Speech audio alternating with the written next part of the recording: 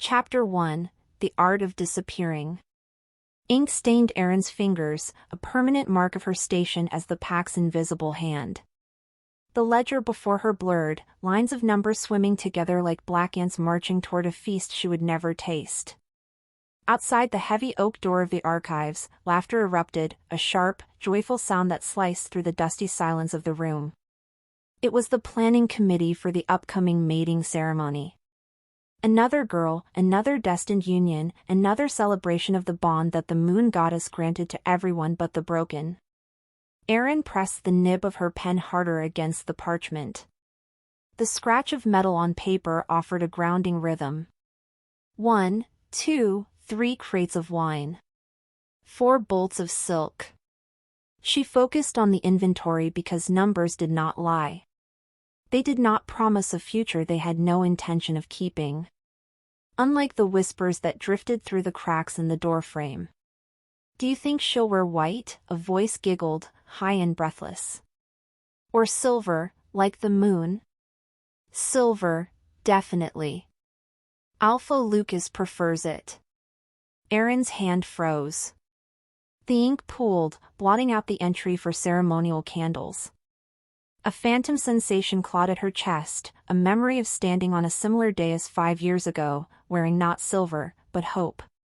That hope had been stripped away publicly, leaving her with nothing but the hollow echo of rejection. She forced her lungs to expand, pushing the air down into a stomach that had turned to lead. Survival required numbness. It demanded she become nothing more than the sum of her utility to the pack. If she was useful, she was safe. If she was invisible, she could not be heard again. The door creaked open. Dust motes danced in the sudden shaft of afternoon light, illuminating the floating particles like tiny, suspended stars. Beta Jaren stood in the threshold, his frame filling the space, blocking the escape route she didn't have. He didn't knock. One did not knock for furniture, and that was all Aerin had become, a fixture of the administration wing, silent and functional. "The Alpha requires your presence," Jaren stated, his voice flat. He didn't look at her face. His gaze lingered somewhere above her left shoulder, avoiding the eyes of the female who had been discarded by fate. "I am finishing the quarterly projections," Aerin replied, her voice steady. Years of practice had smoothed the tremble out of her tone. "Can it wait until the sun sets?" "Now." The single word hung in the air, heavy with authority. Jaren stepped aside, leaving the path clear. A chill that had nothing to do with the drafty archive room crawled up Aerin's spine. The Alpha never summoned her. He communicated through notes, through intermediaries, through the silent exchange of ledgers left on desks in the dead of night. To be called directly meant a disruption of the delicate ecosystem she had built. It meant she had been seen. She capped the pen with a deliberate click. Control. It was the only weapon she possessed. Rising from the chair, Aerin smoothed the rough fabric of her gray dress, the color of shadows, the color of rain-soaked pavement. She walked toward the Beta, her boots making no sound on the worn floorboards. "Lead the way," she murmured.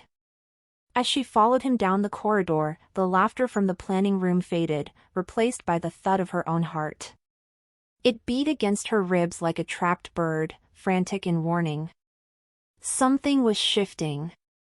The walls of her carefully constructed prison were not protecting her anymore, they were closing in.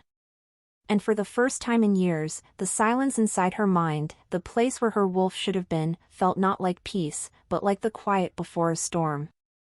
Chapter 2: The Sacrificial Lamb. The Alpha's office smelled of mahogany, expensive tobacco, and the copper tang of power. Alpha Marcus sat behind a desk wide enough to serve as a barricade, his fingers steepled in front of his face. He watched Aerin enter with the calculating gaze of a merchant appraising a piece of livestock that had outlived its prime usefulness. There was no warmth in the room, despite the fire crackling in the hearth.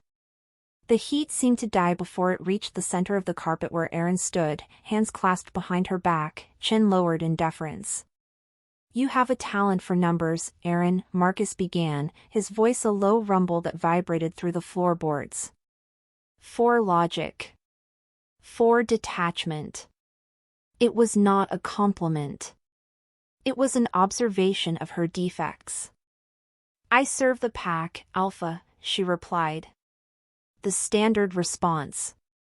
Safe. Neutral. Indeed. He leaned forward, the leather of his chair groaning under the shift in weight. We have a situation in the north. A territory dispute that threatens our supply lines. The negotiations require a delicate touch. Someone who is not aggressive. Someone who presents no threat. Aerin's gaze remained fixed on the brass handle of the desk drawer. No threat. That was her defining trait. A wolf without a voice. A shifter who hadn't shifted since the day her mate bond snapped. She was the perfect blank slate upon which powerful men could write their treaties. I am ready to review the contracts, she said, assuming he wanted her to draft terms. You will not be drafting them here.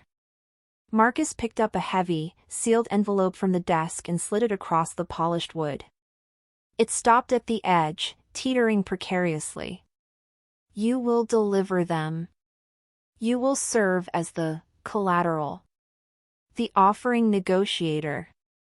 The air left the room. Collateral. The word tasted like ash. Negotiators were protected by law, but collateral was something else entirely. Collateral was a hostage given a fancy title. Collateral was what you sent when you didn't expect to get it back. Who is the recipient? Aerin asked.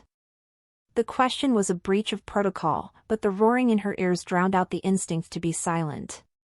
Marcus smiled, a gesture that showed too many teeth. King Kael Varyn.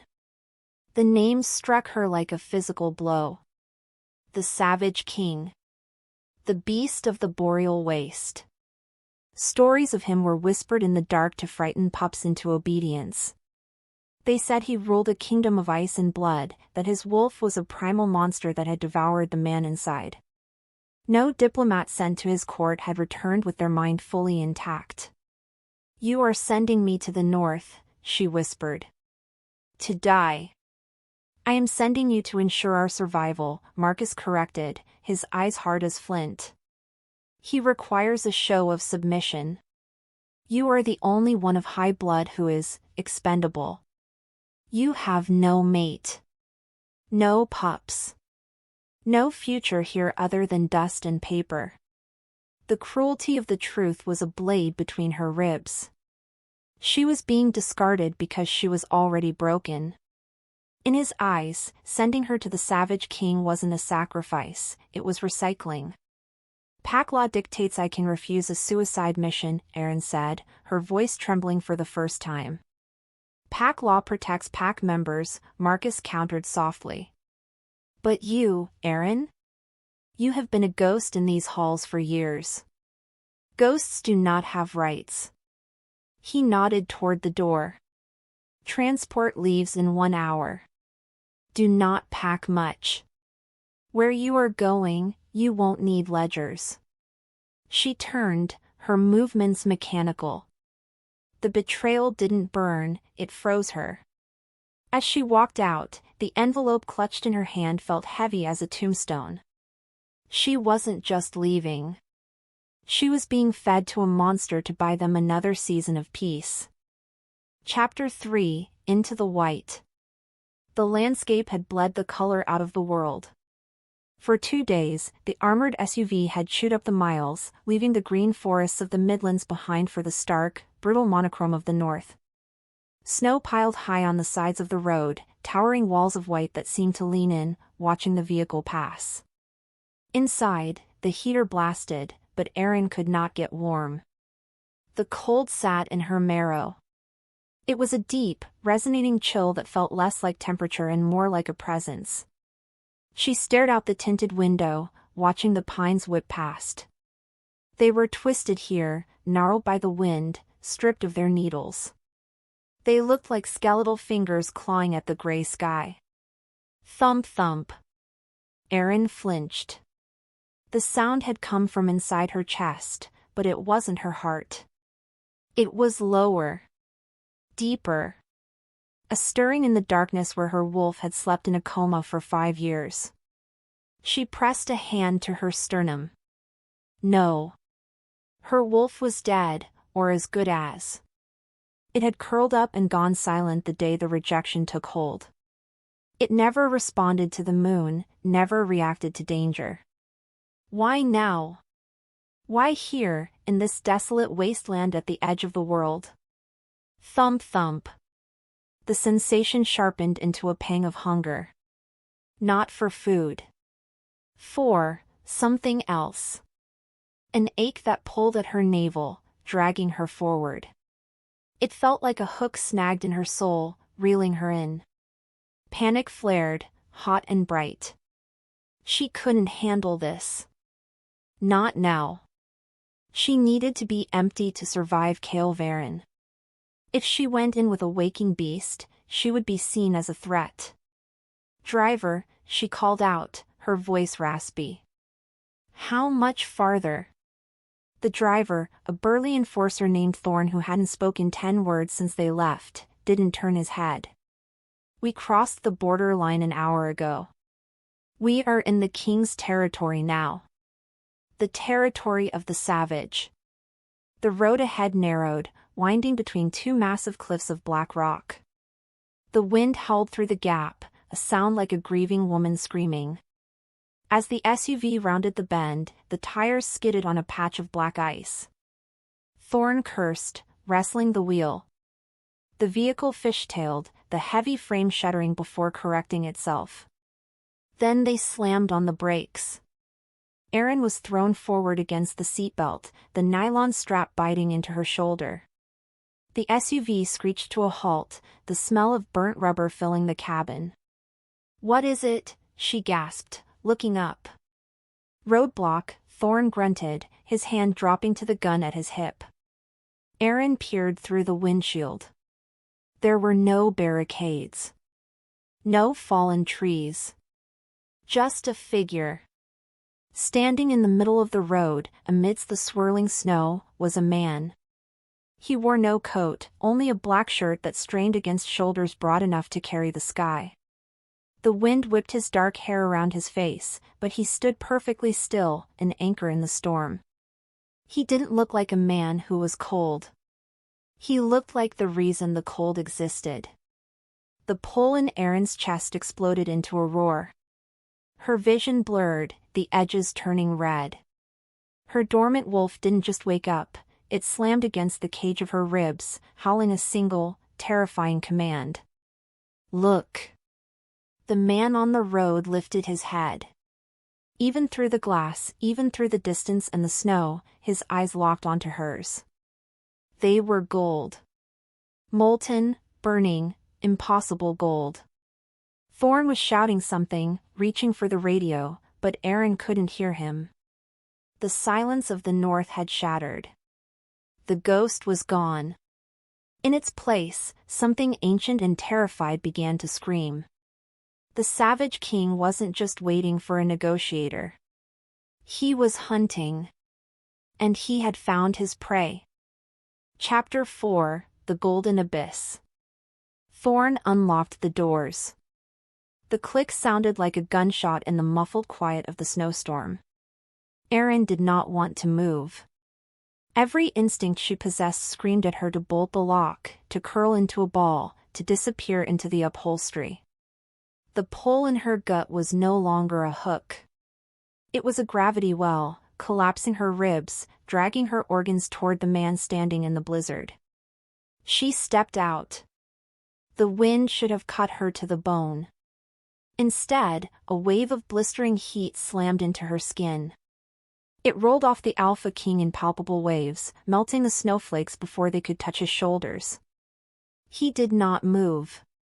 He did not breathe. He simply existed, a black void in the white world, consuming the light around him. Aerin lifted her chin, fighting the tremble in her knees. She had to be the negotiator. She had to be the ghost. Then their eyes met. The world tilted on its axis. The gray sky vanished. The biting cold vanished. There was only gold. His irises were fractured suns, burning with a madness that tasted like ancient whiskey and fresh blood. The connection snapped into place with the violence of a breaking bone. It wasn't a thread of fate. It was a chain, heavy and suffocating, wrapping around her throat. Mate. The word echoed in her skull, screamed by a wolf that had been dead for 5 years. Kael Varyn took a step forward. The snow crunched under his boot, the sound amplified 1,000 times in the sudden, ringing silence. He didn't look at her with adoration. He didn't look at her with the wonder she had read about in storybooks. He looked at her with pure, unadulterated loathing. He stopped inches from her. She could smell him, pine, ozone, and the metallic tang of a predator on the edge of a kill. The scent drugged her. It made her want to bare her neck. It made her want to run until her lungs burst. "You," he snarled. The voice was a landslide, deep and destructive. "They sent you." Aerin opened her mouth, but no sound came out. The proximity was overwhelming. Her skin prickled, the cells reaching out for him, betraying her. Kael grabbed her chin. His fingers were rough, calloused leather against her soft skin. He tilted her face up, studying her features with a cruelty that stripped her bare. He saw the fear. He saw the weakness she tried so hard to hide. "A broken thing," he spat, releasing her as if she burned him. He turned his back, the rejection a physical slap. "Get her out of my sight. Put her in the tower. If she bleeds, let the snow bury her." He walked away. The bond stretched, pulling taut, agonizing and sharp. He hadn't just rejected her. He had looked at the soulmate fate provided and decided he would rather starve. Aerin stood alone in the storm, the heat of his touch fading on her jaw, replaced by a cold that finally, truly, reached her heart. Chapter 5, Teeth and Ruin. Night in the northern fortress was not dark. It was a blue-gray twilight, the moon reflecting off the endless ice fields outside the stone walls. Aerin paced the confines of her tower room. The stone floor was freezing against her bare feet, but she needed the sensation. She needed to feel something other than the phantom burn of Kael's hand on her face. He was her mate. The Savage King was her mate. And he hated her. A crash from the courtyard below shattered the stillness. Shouts followed. Then the distinct, wet sound of flesh tearing. Aerin rushed to the narrow slit window. Shadows danced on the snow below, fast, lethal shapes moving with unnatural speed. Assassins. The scent of wolfsbane drifted up, bitter and acrid, choking the crisp night air. The door to her chamber exploded inward. Splinters of wood rained down like confetti. Aerin scrambled back, her heart hammering against her ribs. A figure filled the doorway. It wasn't an assassin. It was worse. Kael stood there. But the man she had met on the road was gone. His eyes were entirely black, the gold swallowed by the pupil, the beast fully in control. Blood, dark and viscous, dripped from his hands.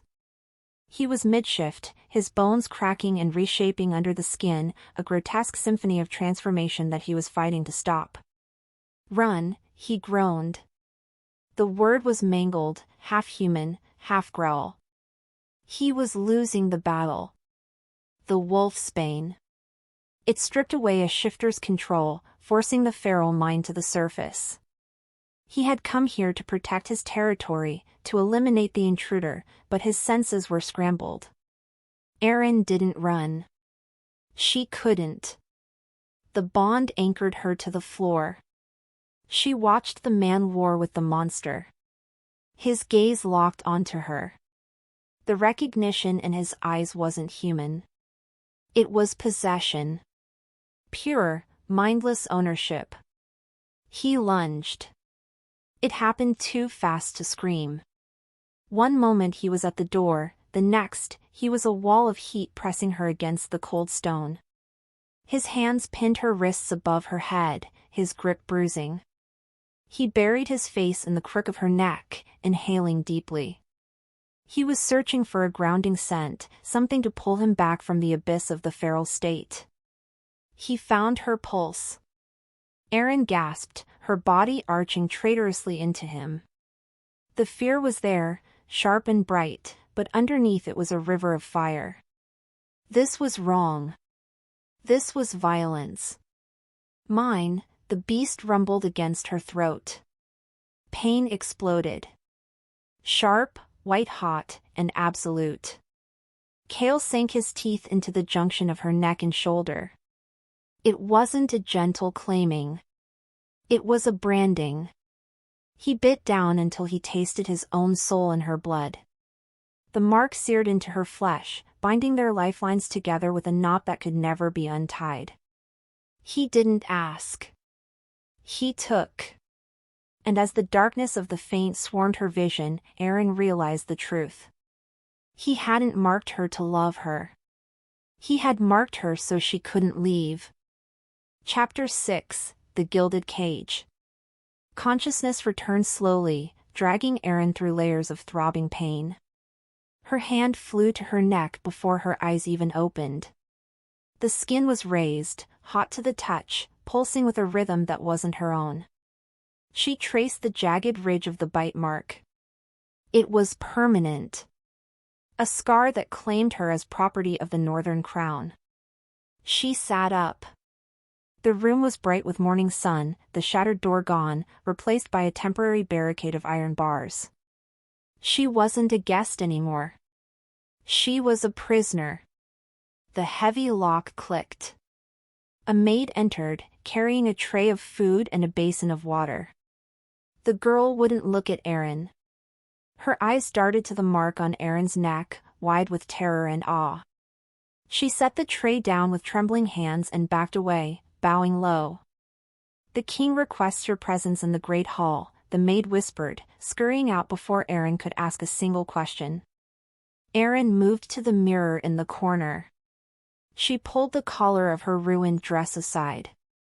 The mark was hideous and beautiful, a swirl of raised flesh that seemed to shimmer with faint gold light. It was a target painted on her throat. Everyone who saw it would know.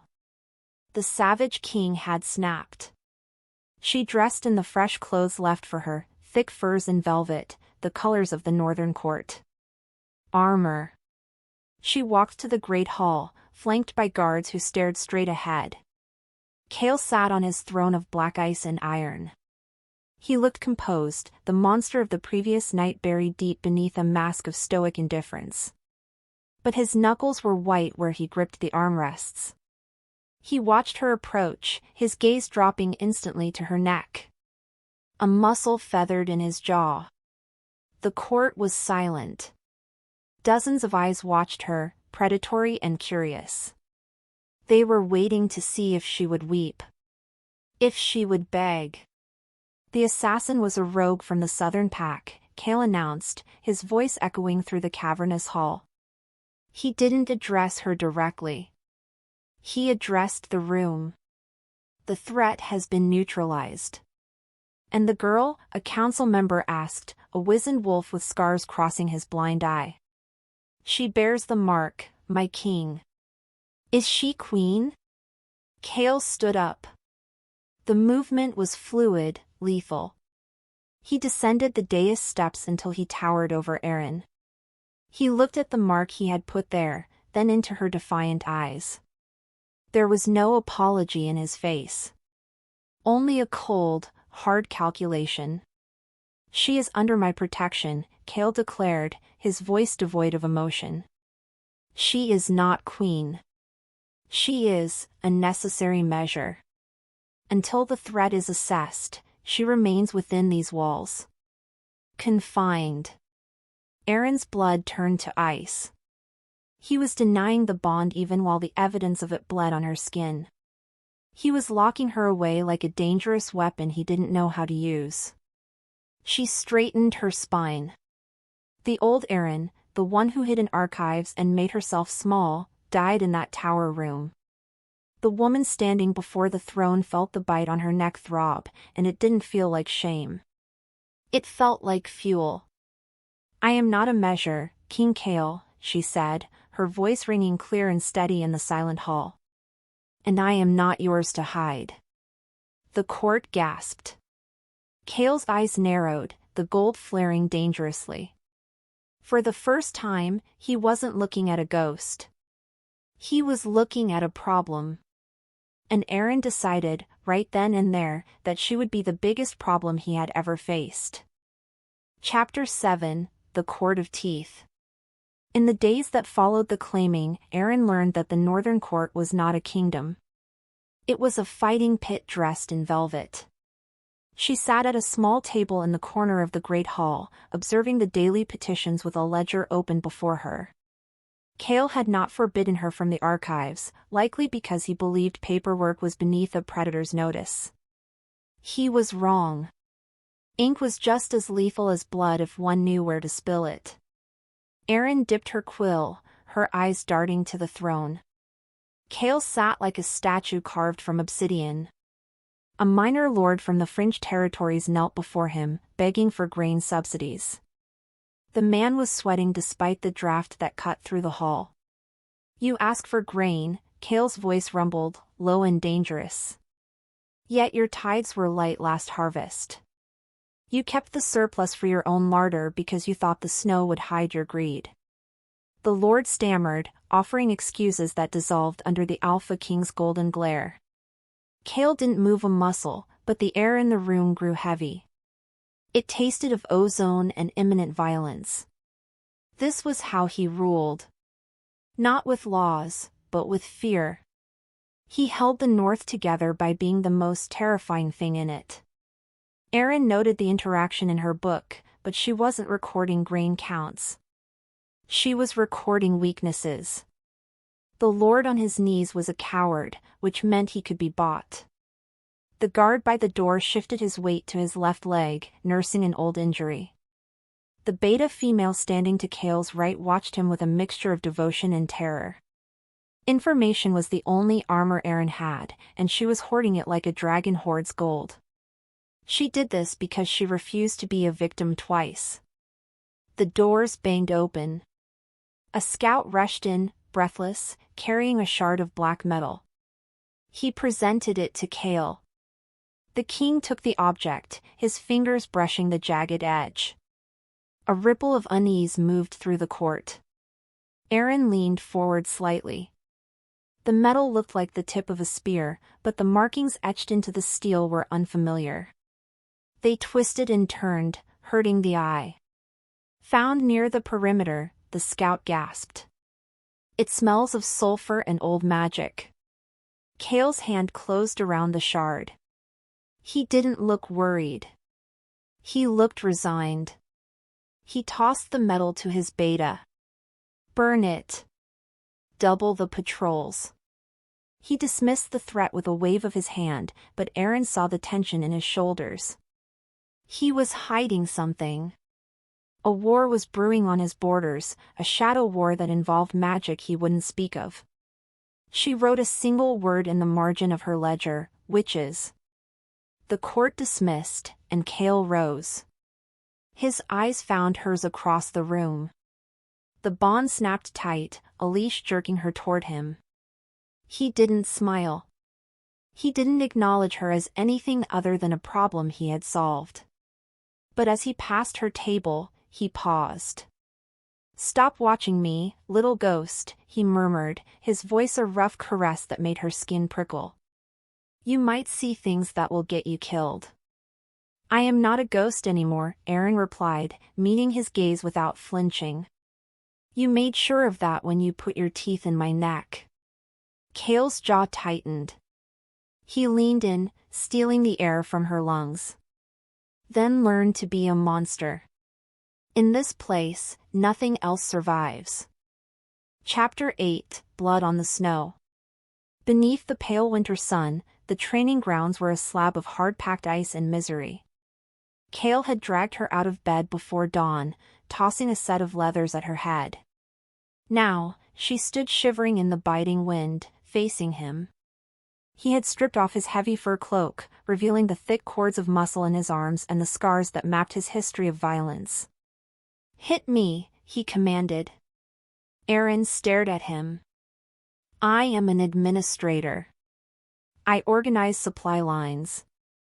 The assassin who comes for you next won't care about your organizational skills," Kael retorted. He circled her, a shark in dark water. "You carry my mark.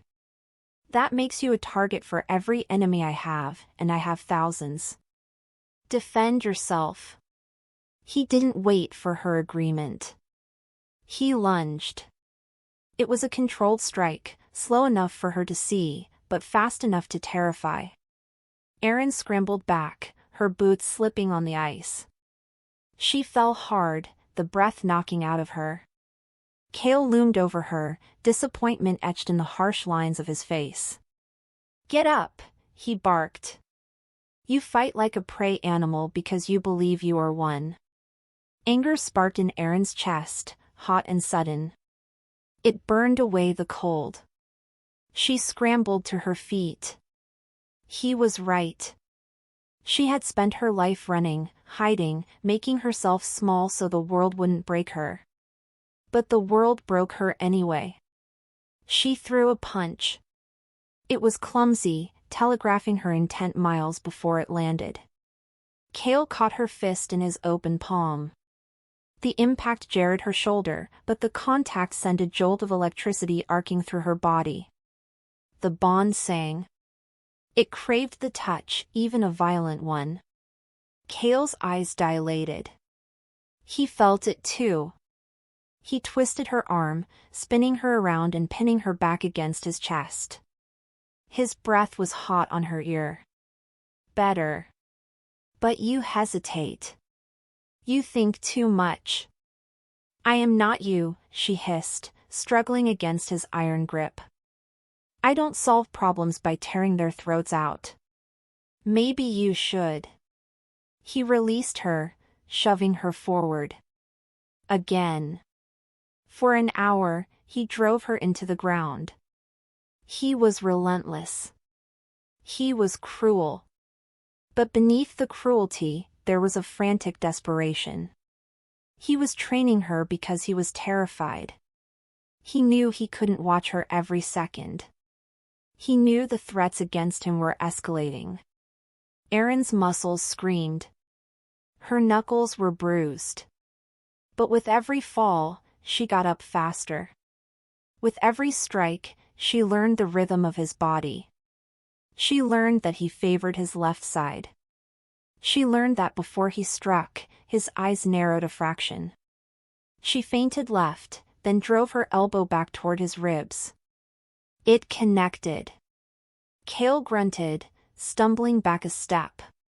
Surprise flashed across his face, followed by something dark and hungry. He looked at her, really looked at her, not as a burden but as a creature with teeth. The air between them charged with static. The violence of the spar had bled into desire, the line between fighting and mating blurring until it vanished. He stepped close, grabbing the nape of her neck. His thumb traced the pulse point where he had bitten her. "You have fire in you, Aerin," he whispered, his voice rough. "Don't let them extinguish it." Aerin looked up at him, her chest heaving. She wanted to hit him. She wanted to kiss him. The confusion was a torment. "Why do you care?" "Because," Kael said, his gaze dropping to her lips, "if you die, I go mad. And I am already hanging by a thread." Chapter 9, The Monster in the Mirror. When the sun dipped below the horizon, the castle grew quiet, but it was the silence of a held breath. The servants hurried through the corridors with their heads down. The guards gripped their spears tighter. Everyone knew what night it was. The moon was waxing, heavy and full, pulling at the tides of blood in every shifter's veins. For Kael, it was agony. Aerin sat in her room, the door locked, but the sound reached her. It started as a low rumble in the stone floor, vibrating up through the soles of her feet. Then came the roar. It was a sound of pure, unadulterated suffering. It echoed from the dungeon levels, tearing through the castle's foundations. It wasn't just a wolf howling. It was a man being ripped apart from the inside out. The bond in Aerin's chest thrashed. It pulled her toward the source of the pain with a physical force. She tried to ignore it. She tried to tell herself it was safer here. But the image of Kael's eyes, haunted and desperate during training, would not leave her. She grabbed a cloak and unlocked the door. The guards at the entrance to the lower levels tried to stop her. "My lady, it is forbidden. The king is unwell." "Move," Aerin commanded. She didn't shout. She didn't plead. She infused her voice with the authority of the mark on her neck.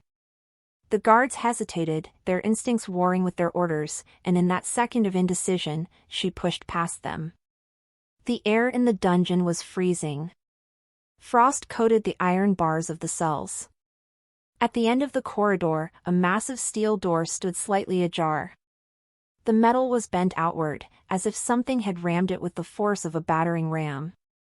Aerin slipped inside. Kael was huddled in the corner. He was half-shifted, a grotesque amalgamation of man and beast. His claws scraped against the stone floor, drawing sparks. His back arched, bones cracking audibly as they rearranged themselves. He was fighting the shift, fighting the moon, fighting his own nature. "Get out," he snarled, his voice a distorted rasp. He didn't look at her. He pressed his forehead against the cold wall. "I will kill you." "No," Aerin said softly. She stepped into the room. The fear was there, pounding in her throat, but the bond was louder. It told her what he needed. He didn't need chains. He needed an anchor. She walked toward him. The predator in him sensed movement. He whipped around, swiping a massive, clawed hand through the air. It missed her face by an inch.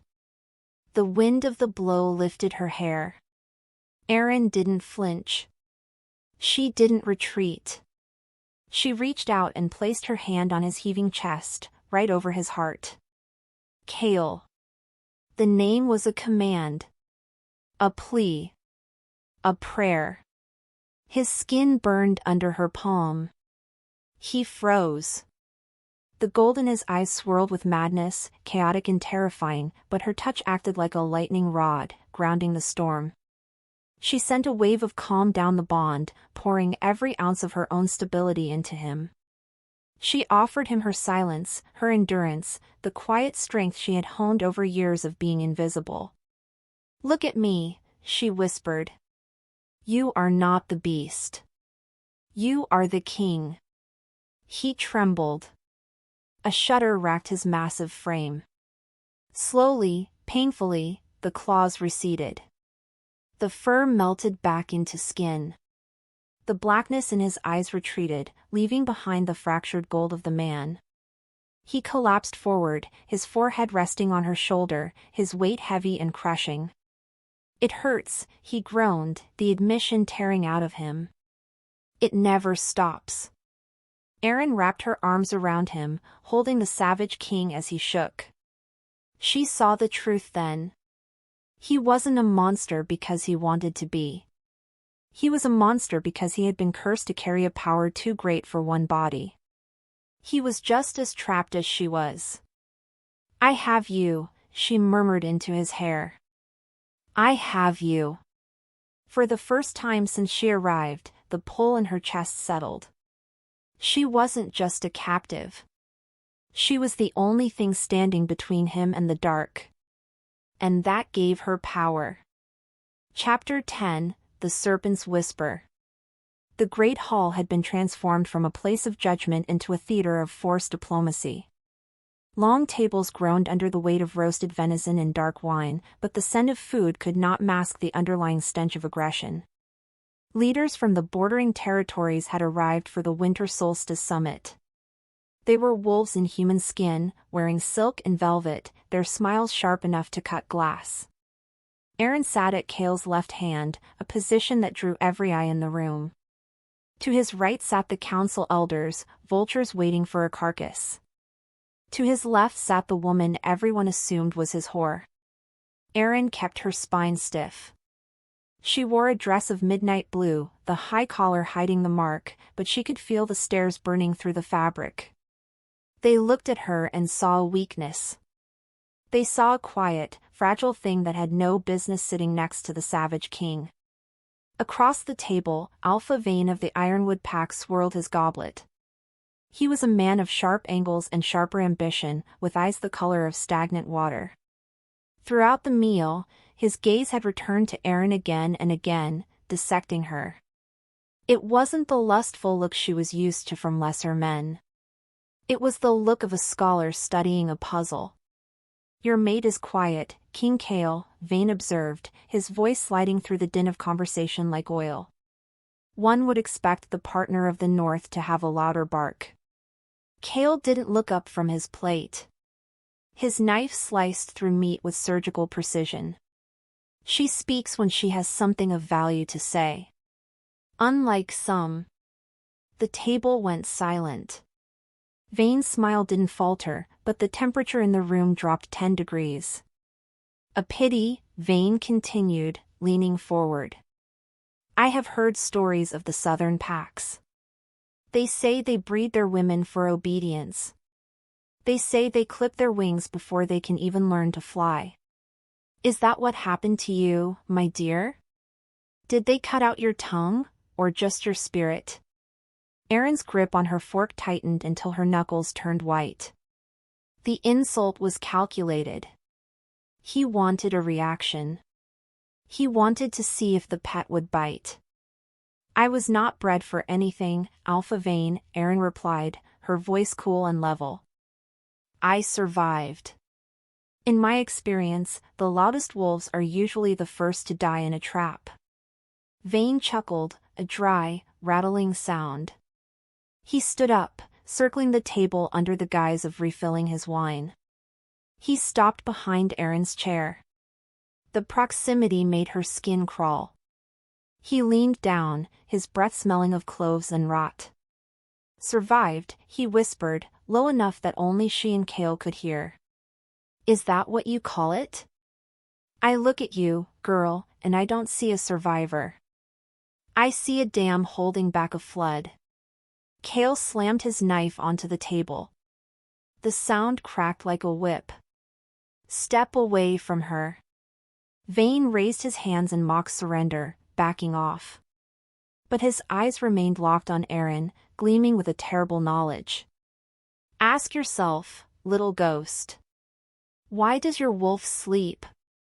Why do you feel pain when you should feel power? You aren't weak. You are merely corked." The word lodged in Aerin's chest. Corked. Not empty.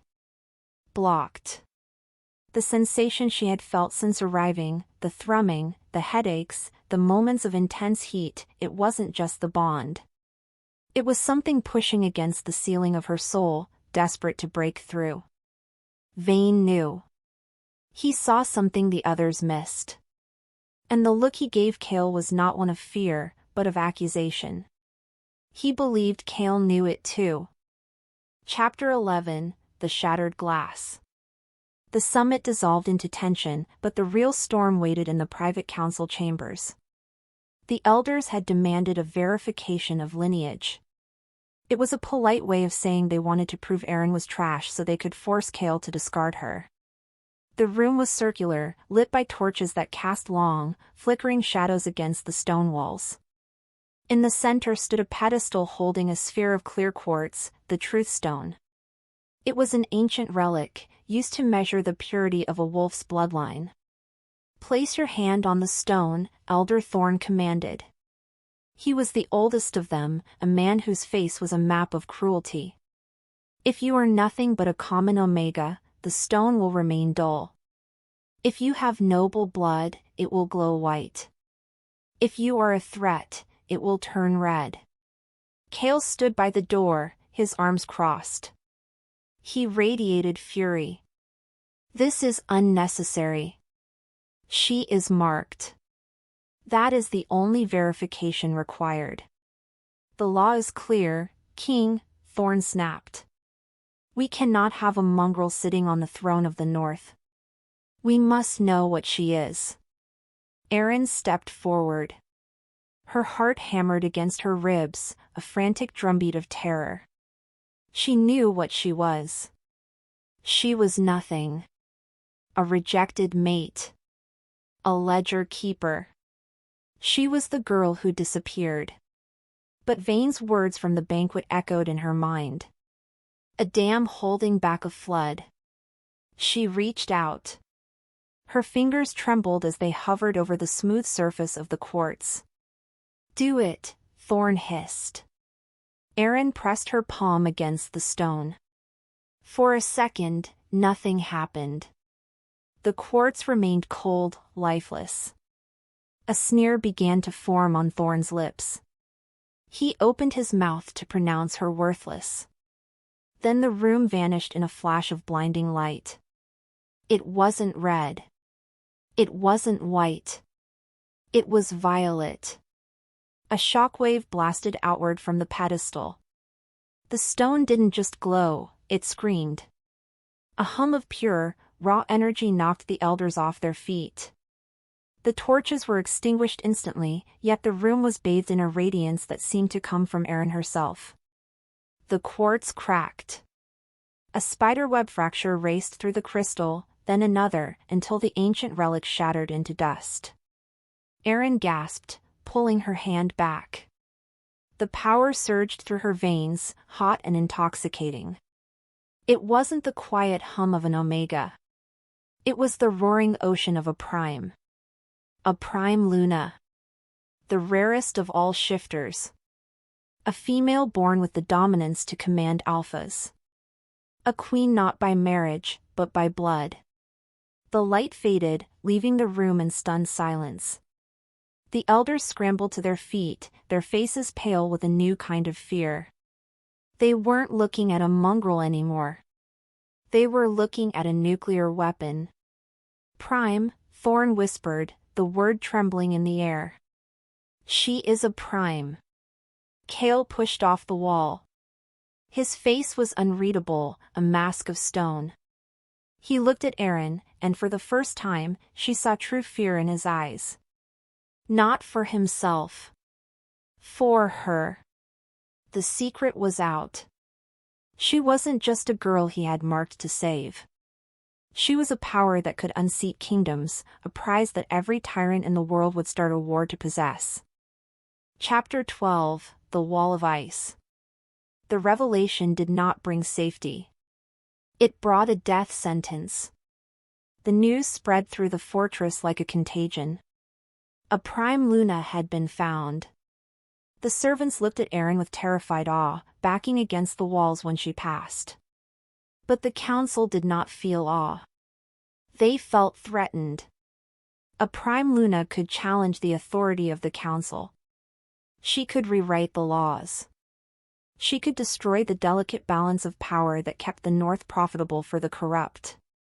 Aerin sat in Kael's private study. The fire in the hearth was dying, reducing the logs to glowing embers. She stared at her hands. They looked the same, but they felt different. The skin buzzed. The air around her seemed to bend to her will. The door opened. Kael entered. He didn't come to her. He didn't offer comfort. He walked to the window and stared out at the snow-covered courtyard, his back a wall of rigid muscle. The council has convened, he said, his voice devoid of warmth. They have issued a decree. Aerin stood up. They want me gone. They want you dead, Kael corrected brutally. He turned to face her. They believe you are a spy sent to destabilize the regime. A prime hiding as an Omega? It reeks of a plot. They are demanding I execute you before you can rally a rebellion. I am not a spy, Aerin said, stepping toward him. You know me, Kael. You know my mind. The bond shows you the truth. The bond is a shackle, he snapped. The cruelty in his voice stopped her in her tracks. It clouds judgment. It makes a king weak. Aerin flinched as if he had struck her. You don't mean that. Don't I? He walked past her to the desk, putting the heavy oak furniture between them. Look at what has happened since you arrived. Assassins. Political unrest. And now this. You are a chaos element, Aerin. You are a storm I cannot control. He was lying. She could feel the agony radiating off him in waves, a bitter counterpoint to his harsh words. He was trying to push her away. He was building a wall of ice to protect her from the fire that was coming. If he claimed her now, he declared war on his own council. If he rejected her, they might let her live in exile. Do not do this, she warned, her voice dropping to a dangerous register. The prime in her blood rose up, refusing to be dismissed. Do not try to save me by destroying me. Kael gripped the edge of the desk until the wood groaned. I am the king. My duty is to the realm. If the realm demands blood to ensure stability, then I must provide it. He looked up, his golden eyes dull and hard. Pack your things. You will be moved to the West Wing. You are no longer under my personal protection. You are a ward of the state pending the council's final judgment. Kael. Leave, he roared. The command slammed into her, backed by the full weight of his alpha authority. Aerin recoiled. The bond screamed in protest, a jagged tear in her soul. He was cutting her off. He was choosing his crown over his mate. She turned and walked to the door, her vision blurring with unshed tears. She didn't slam the door. She closed it softly. The click of the latch sounded like the end of the world. Kael remained by the desk, alone in the dark, breathing as if he were drowning. He had saved her life, but he had just broken her heart. Chapter 13, The Witch of the Wastes. Under the cover of a storm that rattled the very foundations of the fortress, Aerin slipped out of the West Wing. The guards were stationed at the main gates, their eyes fixed on the horizon for armies that had not yet arrived, leaving the servants' tunnels unobserved. She moved through the stone bowels of the castle, wrapped in a cloak the color of spilled ink. She did not run. Running was for prey. She walked with the deliberate cadence of a woman marching toward her own execution, or her salvation. Consequently, the path led her beyond the perimeter walls, into the ancient, gnarled forest known as the Whispering Woods. Here, the snow did not pile in drifts but hung suspended in the air, caught in a web of old magic.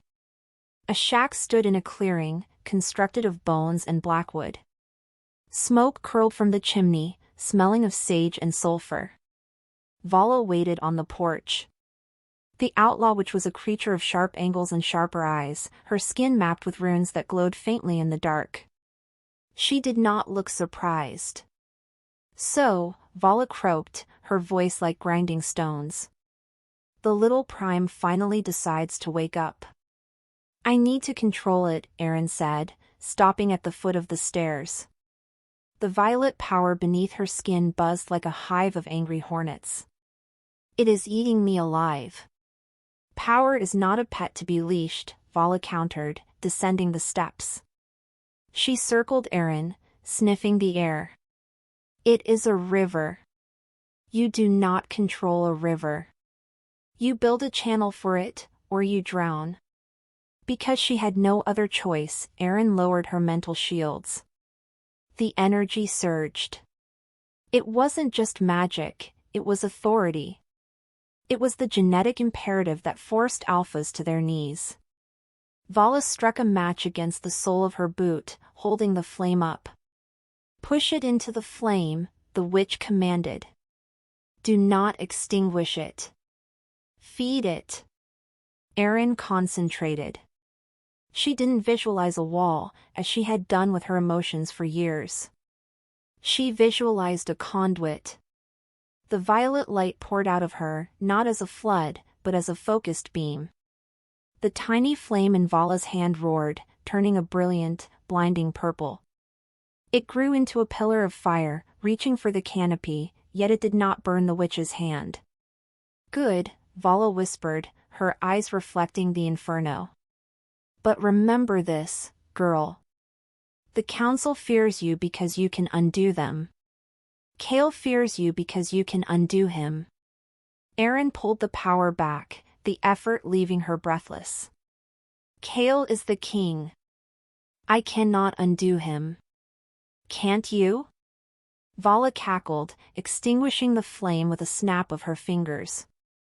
"A prime does not just command wolves.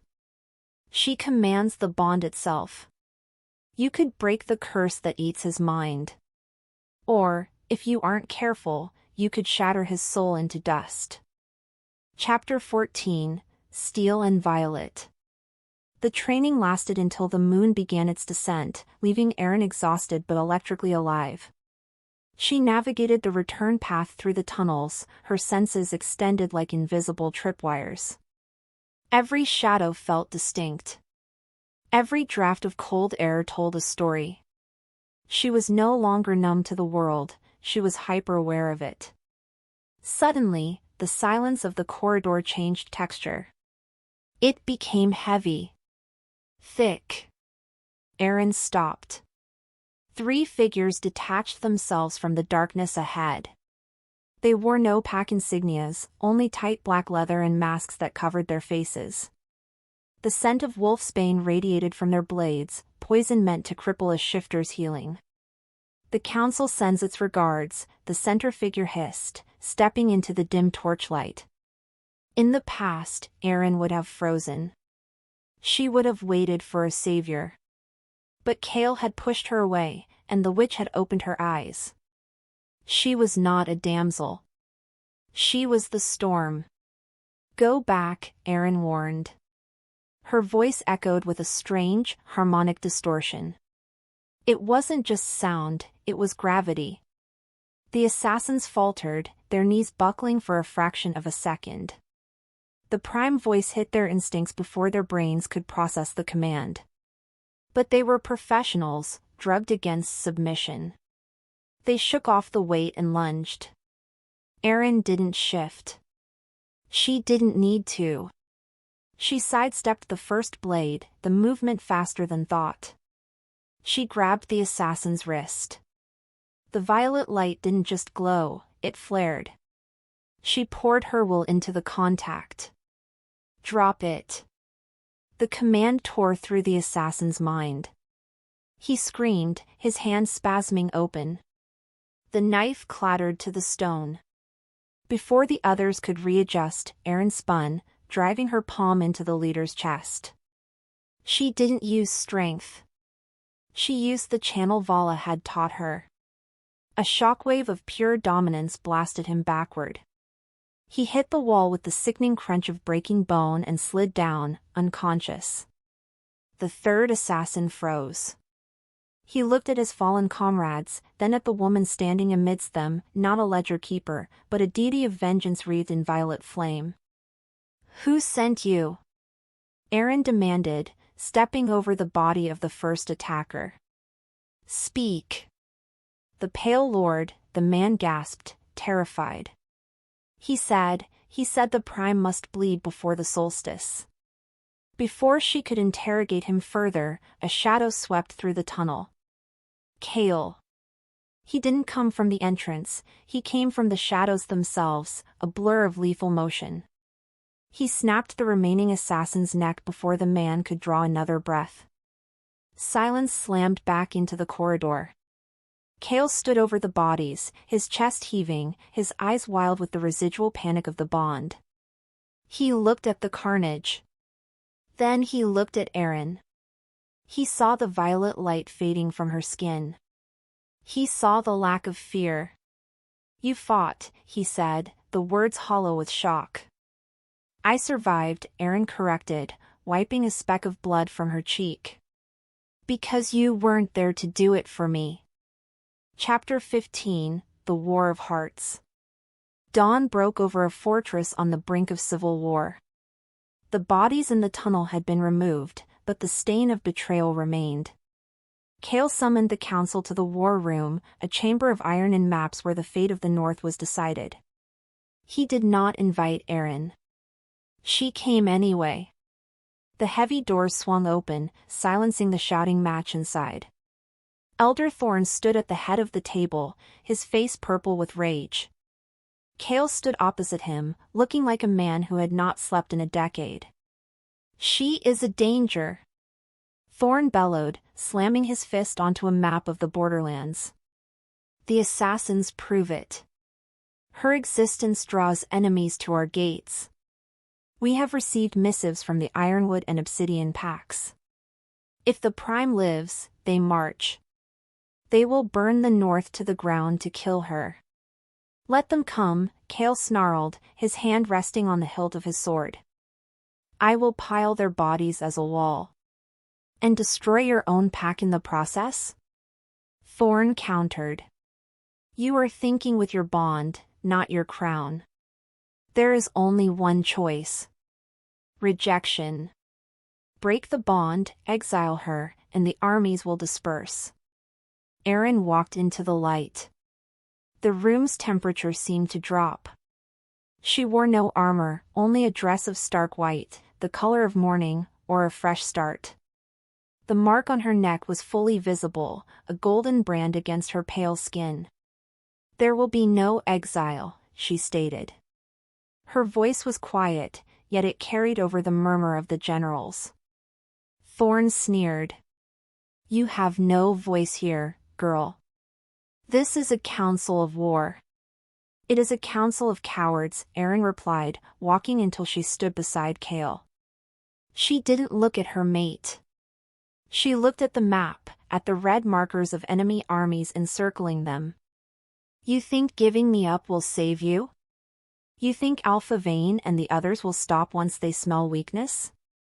If Kael rejects me, he shows the world that the Savage King can be bullied." She turned to Thorn. Her eyes began to glow, not the soft violet of before, but a hard, crystalline amethyst. "If he bows to you, the North falls. Not because of armies, but because a king who kneels is no king at all." Kael stared at her.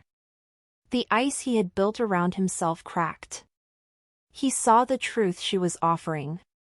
She wasn't asking for protection. She was offering an alliance. "The armies will march regardless," Kael said, his voice gaining a new, terrifying steadiness. He looked at Thorn.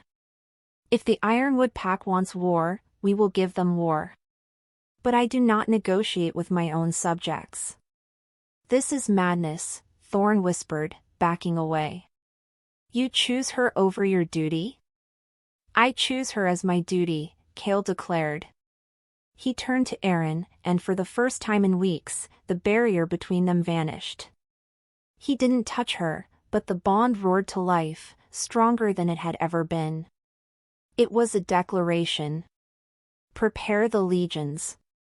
We fight." The die was cast. The point of no return had been crossed. There was no going back to the ledgers. There was only victory, or a grave deep enough to hold them both. Chapter 16, The Severing. The war drums of the Ironwood Pack were not distant thunder, they were a heartbeat in the earth, vibrating through the soles of every boot in the fortress. The great hall was packed, a sea of anxious faces illuminated by the flickering light of 1,000 torches. But the air was cold. It was the unnatural chill of a tomb before the stone is sealed. Aerin stood at the base of the dais, her white dress now stained with the mud of the tunnels, looking up at the man she had sworn to fight beside. Kael did not look at her. He stared at the heavy wooden doors at the far end of the hall, his face a mask of gray stone. He looked like a man who had already died and was merely waiting for his body to catch up. Beside him, Elder Thorn held a parchment, a satisfied smirk hidden beneath his beard. "The king speaks," Thorn announced, his voice cracking like a whip. Silence descended. It was heavy, suffocating. Kael stepped forward. His hands gripped the balcony railing until the wood splintered under his fingers. "The North cannot bleed for one life," he began, his voice devoid of the rich timbre that usually commanded the room. It was flat. Hollow. "To save the pack, sacrifices must be made. To stop the armies at our gates, we must remove the cause of their aggression." Aerin's breath hitched. No. The word died in her throat. She felt the bond shudder, a premonition of the axe falling. "I, Kael Varyn, Alpha of the Northern Territories." He paused. The silence stretched, agonizing and thin. His chest heaved once, a violent intake of air. "I reject you, Aerin of the Southern Lowlands." The world stopped. It wasn't a metaphor. The air left the room. The torches seemed to dim. Inside Aerin's chest, the golden thread that connected her soul to his didn't just fade, it snapped. The pain was absolute. It was a physical blow, a sledgehammer to the sternum that knocked her to her knees. A scream tore from her throat, raw and animalistic, echoing off the vaulted ceiling. "As my mate," Kael continued, shouting over her cry, though tears now streamed down his unmoving face. "I sever the tie. I dissolve the claim. You are nothing to me. You are nothing to this pack." The violet light that had hummed beneath her skin turned black. The warmth vanished, replaced by a void so cold it burned. She looked up, gasping for air, clutching her chest where her heart used to be. Kael finally looked down. His eyes were no longer gold. They were dull, extinguished mud.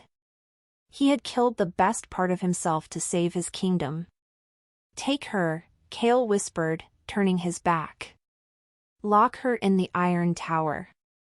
She is a prisoner of the state until the enemy retreats." Guards seized her arms. Aerin didn't fight. She couldn't. The rejection had paralyzed her nervous system. She was a puppet with cut strings, dragged across the stone floor, leaving a trail of silence in her wake. The last thing she saw before the doors slammed shut was Kael's back, a monument to a king who had chosen power over his own soul. Chapter 17, The Oubliette. The Iron Tower was not a room. It was a vertical coffin. There were no windows, only a narrow grate in the ceiling that let in a mocking sliver of gray light and the distant sound of wind howling around the spire. The walls were damp, slick with the condensation of centuries of misery. Aerin lay on the straw mattress, shivering violently. The rejection sickness had set in within the hour. It felt like her blood had been replaced with broken glass. Every beat of her heart pumped shards through her veins. She curled into a ball, trying to hold herself together, but she was fragmenting. The ghost of the bond lingered, a phantom limb that itched and burned, reminding her of what she had lost. He chose the pack. The thought looped in her feverish mind. He chose duty. It was the noble choice. The kingly choice. And it had destroyed her. Hours bled into days. Or maybe minutes. Time had no meaning in the dark. Eventually, the heavy iron door groaned. Aerin didn't move. She didn't have the strength to lift her head. Footsteps approached. Not the heavy tread of a guard, but the soft, shuffling gait of age. Still alive, I see, a voice rasped. Aerin forced one eye open. Elder Thorn stood over her, holding a lantern. The light was blinding. He looked at her not with pity, nor even hatred, but with the pragmatic indifference of a butcher eyeing a sickly calf. Kael thinks this saves you, Thorn murmured, placing the lantern on a stool. He paced the small cell. He believes that by breaking the bond, he has removed the target from your back. He thinks if he locks you away, the Ironwood Alpha will turn his armies around and go home. Aerin licked her cracked lips. He sacrificed everything. He is a fool, Thorn spat. Vayne doesn't want the bond broken. He wants the Prime dead. As long as you draw breath, you are a threat. A weapon waiting to be picked up by another hand. Kael's rejection just made my job easier. You are no longer under the king's protection. You are just a stray dog in a cage. He reached into his robe and pulled out a small vial. The liquid inside was clear, innocent-looking. But Aerin could smell it, the bitter almond scent of concentrated cyanide mixed with wolfsbane. Tonight, you succumb to the sickness, Thorn said, placing the vial on the floor within her reach. A tragedy. The frail southern wolf couldn't survive the severance. Kael will grieve, but he will move on. And the north will be secure. He turned to the door, pausing with his hand on the latch. Do it yourself, girl. Or I will send the guards in to pour it down your throat. Either way, you leave this tower in a shroud. The lock clicked. The darkness returned. But now, it wasn't empty. It was occupied by the small, glass bottle sitting in the straw, a silent invitation to the only escape left. Chapter 18, The Phoenix in the Dark. Aerin stared at the vial. It glinted in the faint light from the grate, a single star in her personal void. It offered peace. It offered an end to the agony of the severed bond, an end to the fear, an end to the constant struggle of trying to be more than a ghost. She reached out. Her fingers brushed the cold glass. You survived. The voice wasn't hers. It was a memory. Vala, the witch, standing in the firelight. Power is not a pet. It is a river. Aerin's hand froze. She thought of Kael on the balcony, his eyes dead. He had tried to play the hero. He had tried to save her by making her small again, by putting her in a box where she couldn't be hurt. But he had failed. He hadn't saved her, he had buried her. And she was done waiting for permission to breathe. A spark ignited in her belly. It wasn't the warm, golden fire of the mate bond. It was cold. It was violet. It was the color of a star dying and collapsing into a black hole. The pain in her veins didn't vanish, but it changed. It became fuel. She sat up. The straw rustled. Her body screamed in protest, but she ignored it. She grabbed the vial, not to drink, but to crush. She squeezed her fist until the glass shattered, slicing her palm. The pain was sharp, grounding. The scent of the poison filled the air. No, she whispered. The word scratched her throat. She stood. Her legs trembled, then locked. She looked at the iron door, the symbol of Kael's protection, the symbol of the council's trap. Open. She didn't speak the word. She pushed it. She gathered every ounce of the rejection sickness, every shred of heartbreak, every drop of the prime power that had been corked inside her, and she hurled it at the lock. The air in the cell warped. The violet light exploded from her skin, blinding and violent. It didn't flow like a river this time, it crashed like a tidal wave. Boom. The iron door didn't just unlock. It was ripped from its hinges. The heavy metal slab flew across the corridor, embedding itself in the opposite wall with a deafening crash of stone and dust. Guards at the end of the hall shouted, running toward the noise. They rounded the corner and skidded to a halt. Aerin stepped out of the cell. She was bleeding from her hand. Her dress was ruined. She looked like a corpse walking. But her eyes were two supernovas of violet fire. She didn't look like a victim anymore. She didn't look like a mate. She looked like the end of the world. "Get out of my way," she commanded. The voice hit them like a physical wall. The guards dropped their spears, clutching their heads as the prime command overrode their motor functions. They fell to their knees, not in reverence, but in forced submission. Aerin walked past them. She didn't run to the exit. She didn't run to the forest to hide. She turned toward the armory. Kael had rejected her to stop a war. She was going to show him that you didn't stop a war by surrendering. You stopped it by becoming the thing the enemy feared most. The ghost was gone. The monster was awake.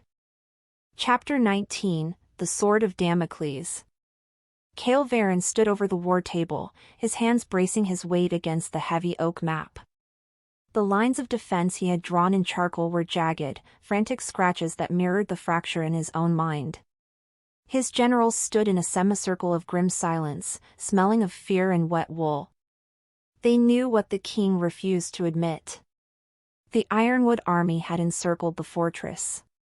The siege engines were in place. The north would fall before the sun set tomorrow. He stared at the map, but he saw only the closed door of the iron tower. He had done the right thing. He repeated the lie until it tasted like bile.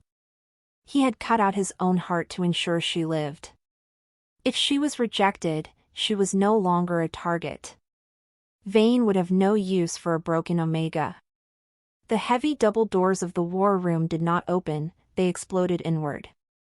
Splinters of ancient wood rained down like deadly confetti. Kael spun around, his hand flying to the hilt of his sword, a growl ripping from his throat. The generals drew their weapons, forming a protective wall. They expected assassins. They expected the Ironwood vanguard. They did not expect the woman who stepped through the ruin. Aerin wore a suit of chainmail that shimmered like fish scales under the torchlight. It was too big for her, scavenged from the armory, cinched tight at the waist with a leather belt. In her hand, she dragged a greatsword, a slab of black iron meant for a berserker. The tip scraped against the stone floor, striking sparks that danced in her wake. But it was not the steel that made the generals lower their blades. It was the air around her. It vibrated. A corona of violet light pulsed from her skin, distorting the space like heat rising from asphalt. Aerin, Kael breathed. The name was a prayer and a curse. He saw the blood dripping from her hand. He saw the emptiness where the bond used to be. Go back. You are safe in the tower. Safe? She stopped 10 paces from him. Her voice was not loud, yet it drowned out the howling wind outside. It resonated in the marrow of every wolf in the room. You locked me in a cage with a bottle of poison. Is that your definition of safety, King? Kael flinched as if she had struck him. He looked at Thorn, who shrank back into the shadows, his face draining of color. The truth hung between them, ugly and undeniable. I did what was necessary, Kael said, his voice hardening. He could not show weakness. Not now. I severed the bond to save your life. You are no longer my concern. Aerin lifted the greatsword. She pointed the tip at his chest. The metal did not shake. You severed the bond, Kael. You did not sever me. You thought you could make me disappear by saying the words. You forgot what I am. She took a step forward. The pressure in the room skyrocketed. The generals fell to their knees, gasping, crushed by the sheer weight of her dominance. Only Kael remained standing, his alpha blood warring with the prime authority crashing against him. "I am not a mate you can discard," Aerin declared, her eyes burning with amethyst fire. "I am the nuclear option you were too coward to use. You wanted to protect the realm? Then move aside. I am taking command." Chapter 20, The Queen of Ashes. The war room was silent save for the ragged breathing of the men on the floor. Aerin did not look at them. She looked only at Kael. The man she had loved, the man who had rejected her, stood frozen. He looked at her as if she were a stranger, a deity that had descended to burn his world to ash. "You cannot command this army," Kael rasped, fighting the instinct to bow. Sweat beaded on his forehead. "They follow strength. They follow the alpha. They follow power," Aerin corrected. She slammed the sword into the floor. The stone cracked. "And right now, you have none. You are a king who is ready to die. I am a queen who is ready to kill." She turned to the map. With a sweep of her bloody hand, she wiped away Kael's defensive lines. The charcoal smeared into a black cloud. "Vayne is not waiting for a siege," she stated, addressing the room. "He is waiting for a surrender. He thinks the North is leaderless because he knows the Savage King is broken." Her gaze snapped to Thorn, who was trying to inch toward the exit. "Stop." The word was a physical hook. Thorn froze, one foot in the air. "This man," Aerin said, pointing a finger at the elder without looking at him, "tried to execute me tonight. He gave me poison and told me it was the only way to save the pack." "Did you order that, Kael?" Kael turned slowly to face the elder. The gold in his eyes flared, hot and murderous. "Thorn. She is a danger." Thorn shrieked, finding his voice. "She is a magnet for war. The Ironwood pack is here because of her. If we give them her head, they will leave." "No," Aerin said. She walked toward the balcony that overlooked the courtyard. "They are here because they smell fear. They think we are weak. They think the line of primes is dead." She kicked the balcony doors open. The winter wind slammed into the room, carrying the sound of thousands of enemy soldiers chanting in the distance. The Ironwood army was a sea of torches in the valley below, a ring of fire tightening around the fortress. Aerin stepped out onto the stone ledge. The wind whipped her hair, but the violet light protected her from the cold. She didn't hide. She made herself a beacon. "You have two choices, Kael," she called out over her shoulder, her silhouette framed against the enemy fires.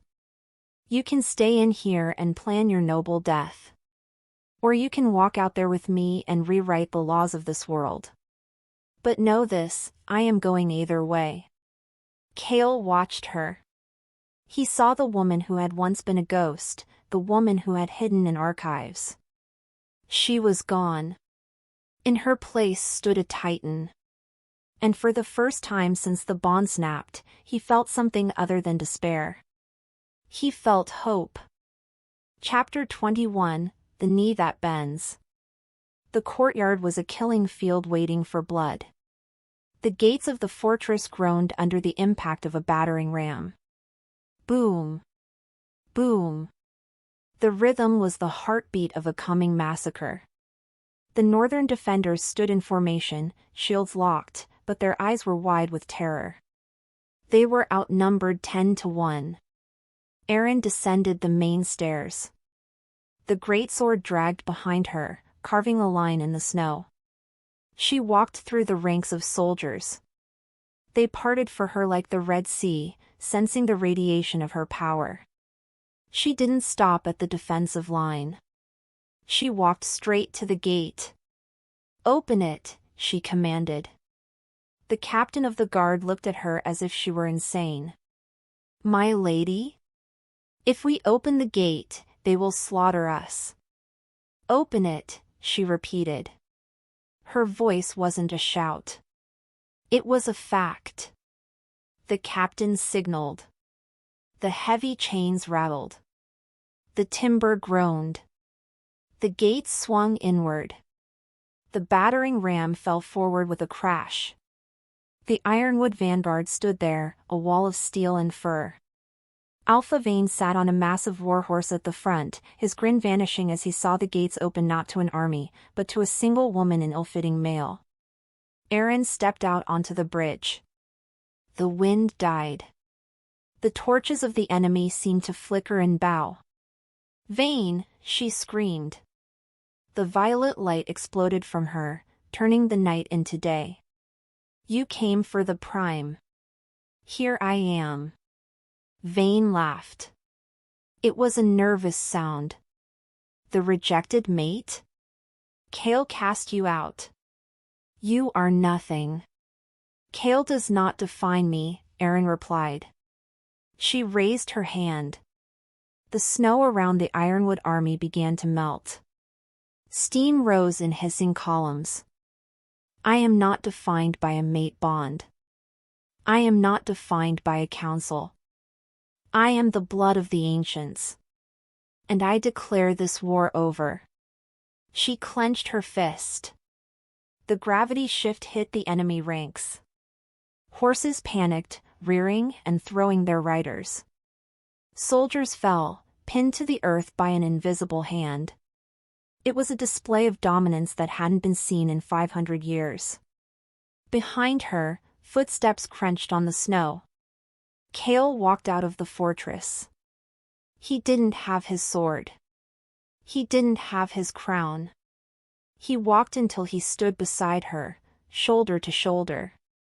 He looked at the devastation she was unleashing, then he looked at her face. He saw the tears of pain she refused to shed. He saw the strength that terrified the world. He realized then that he had been fighting the wrong battle. He had tried to own her. He had tried to save her. He had never tried to simply be with her. Kael turned to Aerin. In front of his army, in front of the enemy, in front of the gods and the ghosts, the Savage King did the unthinkable. He dropped to one knee. He bowed his head, exposing his neck to her. It was the ultimate sign of submission. It was a surrender of authority. He was handing her the pack. He was handing her his life. "I do not claim you," Kael announced, his voice carrying across the silent battlefield. "I serve you. Let us, Aerin. Or destroy us. The choice is yours."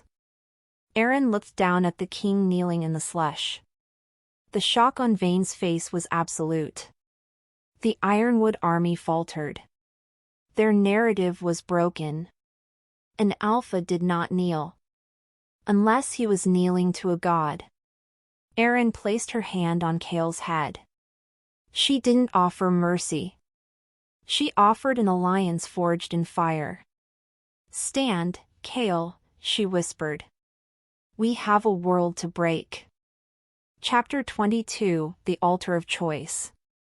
Alpha Vane did not understand what he was seeing. A king kneeling in the snow was an impossibility, a fracture in the logic of their violent world. For a moment, the battlefield held its breath. Then the confusion turned into bloodlust. Vane saw an opening. He saw a leaderless pack and a distracted woman. "Kill them!" Vane screamed, spurring his horse forward. "Kill them both!" The Ironwood vanguard surged. The thunder of hooves vibrated in Aerin's teeth. Kael moved to rise, his instinct to shield her kicking in, but Aerin placed a hand on his shoulder. The weight of it kept him grounded. She did not need a shield. She was the sword.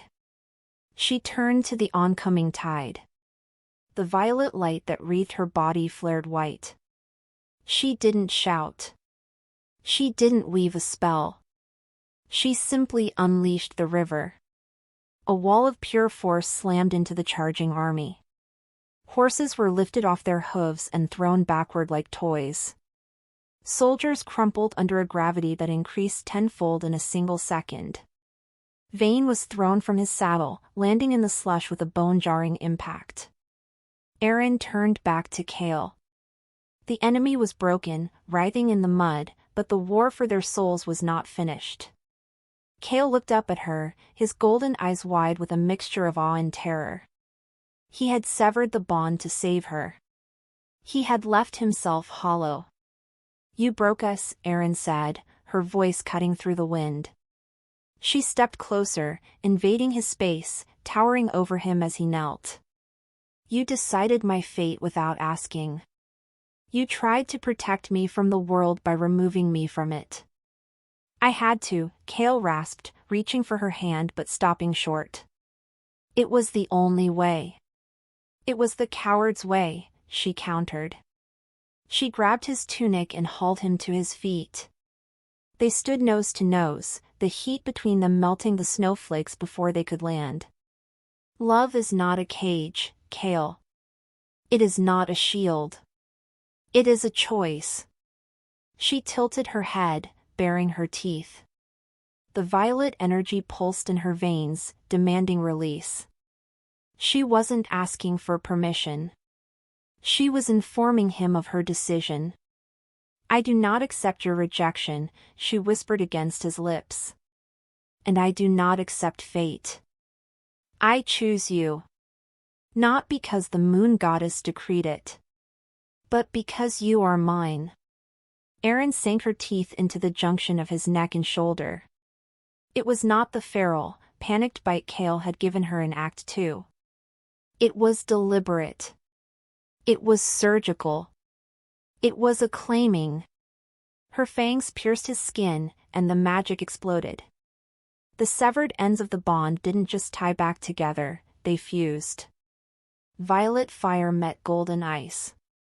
The sensation hit Kael like a lightning strike. He roared, clutching her waist, his back arching as the new mark burned into his flesh. It wasn't a mark of ownership. It was a mark of partnership. The light of their union blinded the battlefield. Vayne, struggling to his knees, shielded his eyes. He saw the two silhouettes merged into one pillar of power. He saw the Savage King and the Prime Queen standing amidst the wreckage of his ambition.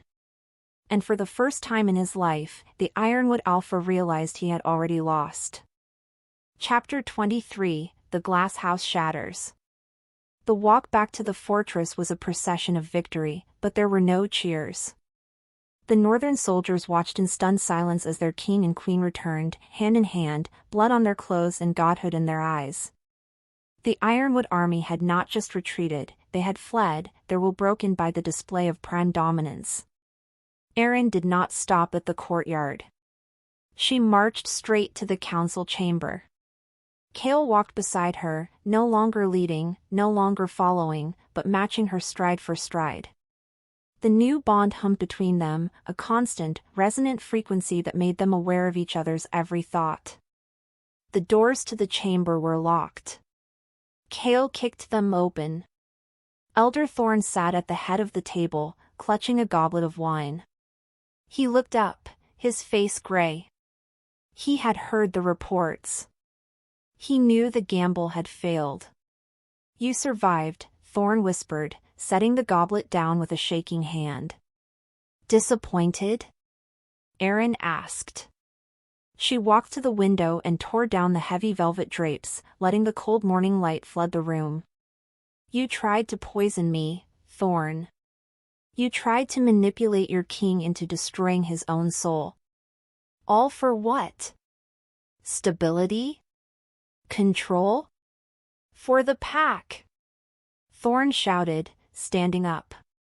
"Our laws have kept us safe for 1,000 years. An Omega cannot rule.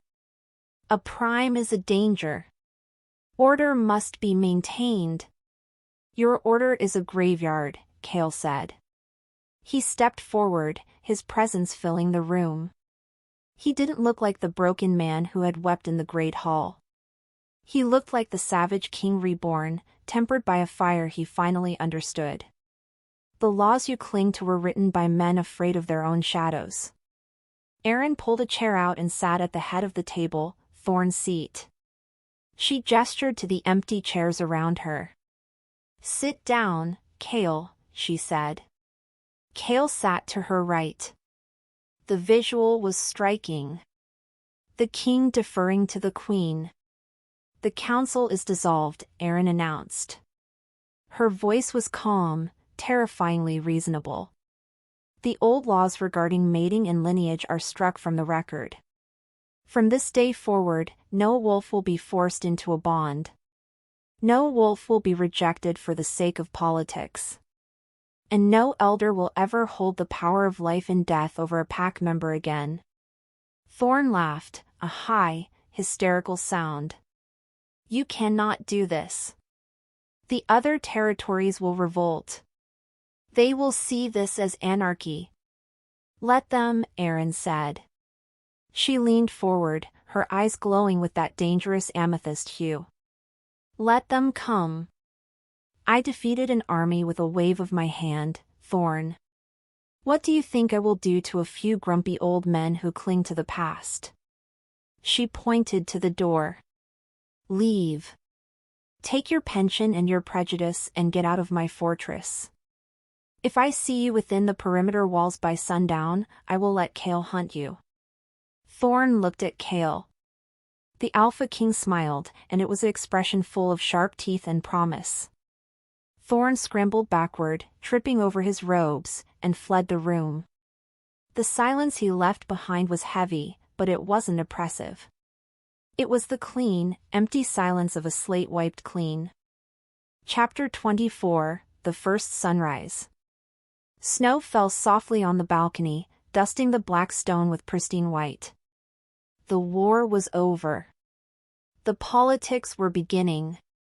But for this hour, before the sun fully crested the horizon, the world belonged only to them.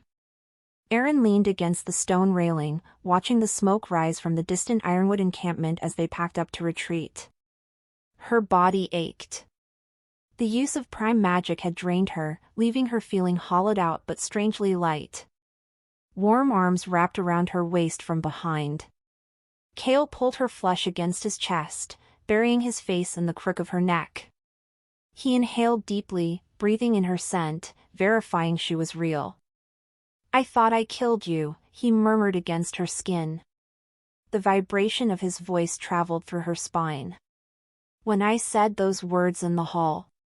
When I felt the bond snap. I thought I had murdered us both." Aerin covered his hands with hers.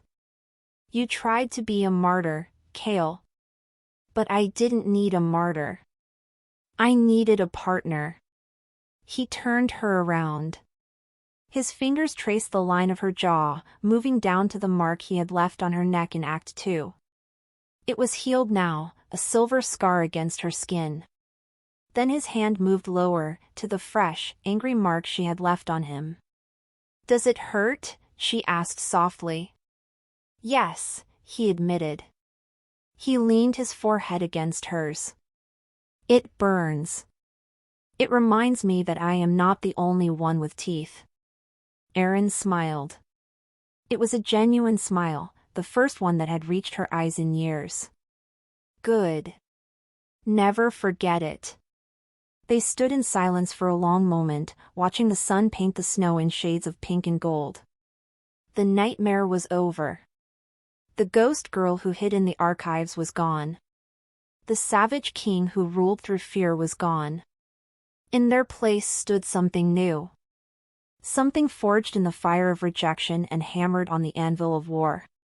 "What happens now?" Kael asked, looking out at his kingdom.